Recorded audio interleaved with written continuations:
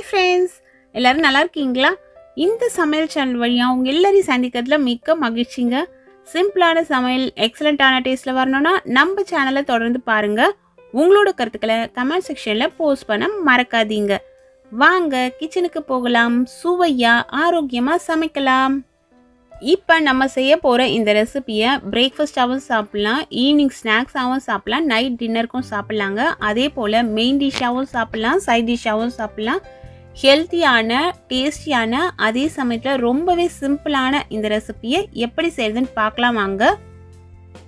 இந்த ரெசிபி செய்கிறதுக்கு முக்கியமான பொருள் மரவள்ளிக்கிழங்கு. மரவள்ளிக்கிழங்கு கடையிலேருந்து வாங்கிட்டு வந்து நல்லா தோலெல்லாம் எடுத்துட்டு வாஷ் பண்ணி இது போல் எடுத்து வச்சுக்கோங்க. கிழங்கு பார்க்குறதுக்கு நல்லா ஒயிட்டாக இருக்கணும், கருப்பு நிற லைன்லாம் உள்ளர வந்திருக்கக்கூடாது. நல்லா ஃப்ரெஷ்ஷான மரவள்ளிக்கிழங்கு சமைச்சு சாப்பிட்டா தான் நம்மளோட உடம்புக்கு நல்லது. அதனால மரவள்ளிக்கிழங்கு வாங்கும்பொழுது நல்ல புது கிழங்காக பார்த்து வாங்கிக்கோங்க. மேலே ஈரப்பசை இருக்கணும். அதே போல் கொஞ்சம் நல்ல டார்க் பிங்க் கலரில், அதாவது ஒரு மெரூன் கலர் மாதிரி இருக்கும் சில கிழங்கு. சிகப்பு கிழங்கு அப்படின்னு சொல்லி கூட விற்பாங்க. அதாவது சிகப்பு கிழங்குனா அதனோட தோல் பகுதி தான் அப்படி இருக்கும், உள்ளர வெள்ளையாக தான் இருக்கும். அது போல் கிழங்கு வாங்கி நீங்கள் சமைச்சிங்கன்னா சீக்கிரமாகவே வெந்துடும், டேஸ்ட்டும் ரொம்ப நல்லாயிருக்கும். மரவள்ளிக்கிழங்கு சமைக்கும் பொழுது இந்த விஷயத்தில் நம்ம கவனித்து சமைக்கணும், இல்லைனா அது நம்மளோட உடம்புக்கு நல்லது கிடையாது. அதனால நல்ல மரவள்ளிக்கிழங்காக வாங்கிட்டு வந்து அதை நல்லா வாஷ் பண்ணிவிட்டு எடுத்து வச்சுக்கோங்க. நான் அது போல் தான் இதை க்ளீன் பண்ணி எடுத்து வச்சுருக்கேன். மரவள்ளிக்கிழங்கு பயன்படுத்தி நிறைய ரெசிபிஸ் நம்ம சேனலில் அப்லோட் பண்ணியிருக்கேன், அதனோட லிங்க்கு டிஸ்கிரிப்ஷனில் தரேன். அதில் மரவள்ளிக்கிழங்கு எப்படி சமைக்கணும், எப்படி வாங்கணும் அப்படிங்கிற டீட்டெயில்ஸ்லாம் கூட சொல்லியிருப்பேன். இந்த வீடியோலையும் எல்லாம் ஃபுல்லாக சொல்ல முடியல, ஏன்னா வீடியோ ரொம்ப லாங்காக போகும். அதனால் ஒரே ஒரு விஷயம் என்னென்னு பார்த்தீங்கன்னா, மரவள்ளிக்கிழங்கு வாங்கும்பொழுது நல்ல புது கிழங்கு வாங்கணும். அதில் அந்த கருப்பு லைன்ஸ்லாம் இருந்துச்சுன்னா வாங்கக்கூடாது. அதே போல் மரவள்ளிக்கிழங்கு சாப்பிட்ற பொழுது அதில் நம்ம அன்னைக்கு இஞ்சி சுக்கு சேர்த்த உணவுப் பொருளை சேர்த்துக்கக்கூடாது. அதே போல் மரவள்ளிக்கிழங்கு இப்போ யூஸ் பண்ணி நம்ம செய்கிறோன்னா அந்த ரெசிப்பியில் நீங்கள் இஞ்சி பொடியோ இல்லை சுக்கு பொடியோ இல்லை இஞ்சி விழுதோ இது போல் இஞ்சி சம்மந்தப்பட்ட பொருட்களை சேர்த்து சமைக்கக்கூடாது.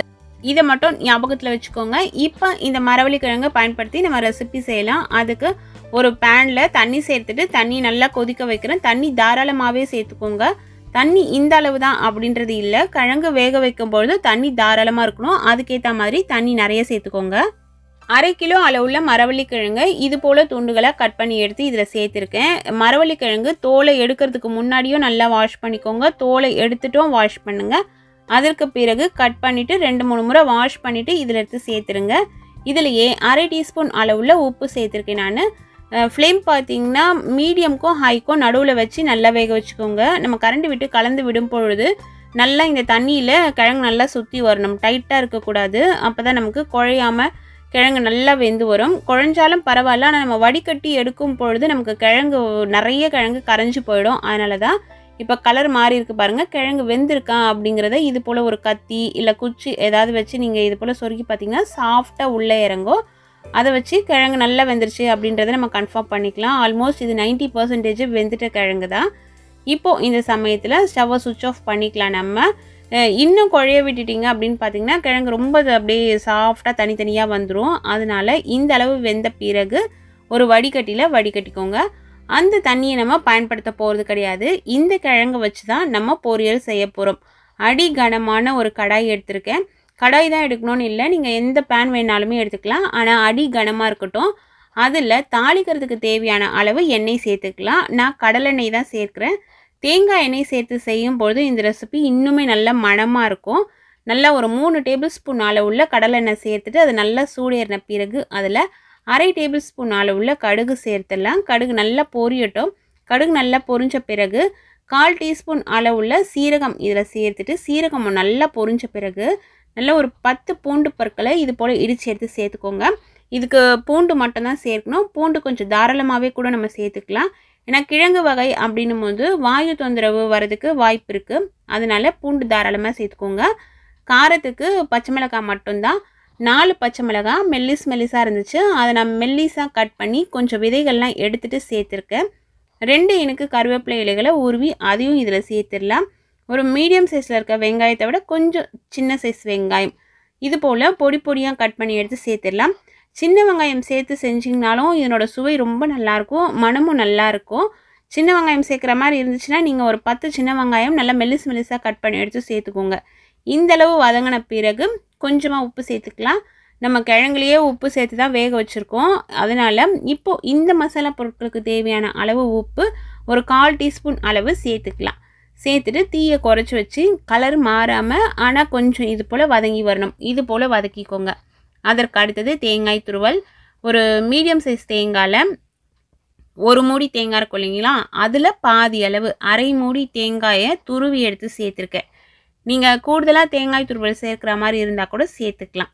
தேங்காய் துருவல் சேர்த்து 2 முறை கலந்து விட்ட பிறகு நம்ம வேக வச்சு வடிகட்டி வச்சுருக்கோம் இல்லைங்களா மரவள்ளிக்கிழங்கு, அந்த மரவள்ளிக்கிழங்கு எடுத்து இதில் சேர்த்துடலாம். நீங்கள் ரொம்ப குழைவாக வேக விட்டுட்டிங்கன்னா இப்படி நம்ம கலந்து விடும் பொழுது அது நல்லா குழஞ்சி போயிடும். அதனால தான் சொன்னேன் நான், நல்லா சாஃப்டாக மலர்ந்து வெந்து வரணும், ஆனால் ரொம்ப குழையக்கூடாது அப்படின்னு சொல்லிட்டு. நீங்கள் துண்டுகள் பெருசாக போடுறீங்க அப்படின்னா கொஞ்சம் நல்லா அப்படியே இது அந்த ஷேப் மாறுற அளவுக்கு நீங்கள் வேக வச்சு கூட எடுத்துக்கலாம். தேங்காய் துருவல் பொறுத்த வரைக்கும் நம்மளோட விருப்பம் தான், நம்ம கூடுதலாக கூட சேர்த்துக்கலாம். கிழங்கு சேர்த்து நல்லா ஒரு 2-3 நிமிஷம் கலந்து விட்ட பிறகு 2 கைப்பிடி அளவுள்ள கொத்தமல்லி இலைகள் நல்லா பொடியாக கட் பண்ணி எடுத்து இதில் சேர்த்துடலாம். அவ்வளோதான். ஆல்மோஸ்ட் இல்லை ஃபுல்லாகவே ரெடி ஆகிடுச்சு நம்மளோட மரவள்ளிக்கிழங்கு பொரியல் ரெசிபி. இந்த மரவள்ளிக்கிழங்கு பொரியலை அப்படியே சூடாகவே நம்ம ஸ்நாக்ஸாக கூட சாப்பிட்லாம். காரக்குழம்பு வகைகளுக்கு சைட் டிஷ்ஷாக தொட்டுக்கிட்டு சாப்பிட்லாம். ஈவினிங் டிஃபனாக சாப்பிட்லாம். மார்னிங் பிரேக்ஃபாஸ்ட்டாக சாப்பிட்லாம். ஏன்னா இதில் கிழங்கு தான் மெயின் இன்க்ரீடியன்ட் அப்படிங்கிறதுனால. வீட்டில் சப்போஸ் பச்சை மிளகாய் இல்லை அப்படிங்கிற பட்சத்தில் நீங்கள் வரமிளகாய் இருக்கும் இல்லையா, அந்த வரமிளகாய் வச்சு தாளித்து கூட செஞ்சுக்கலாங்க. ரொம்ப சுவையான மரவள்ளிக்கிழங்கு பொரியல் ரெடி ஆயிடுச்சு. நீங்களும் இதே அளவுகளில் பக்குவம் மாறாமல் செய்யுங்க. டேஸ்ட்டு வேறு லெவலில் இருக்குங்க. இது போல் நல்ல ரெசிபிஸ் தெரிஞ்சுக்கணுன்னா நம்ம சேனலை தொடர்ந்து பாருங்கள். சுவையாக சமைச்சு சாப்பிட்டுட்டு மகிழ்ச்சியாக வாழுங்க. சுவையாகவும் இருக்கணும், ஆரோக்கியமாகவும் இருக்கணும்னா நம்ம சேனலை பார்த்து சமைங்க. Thank you friends.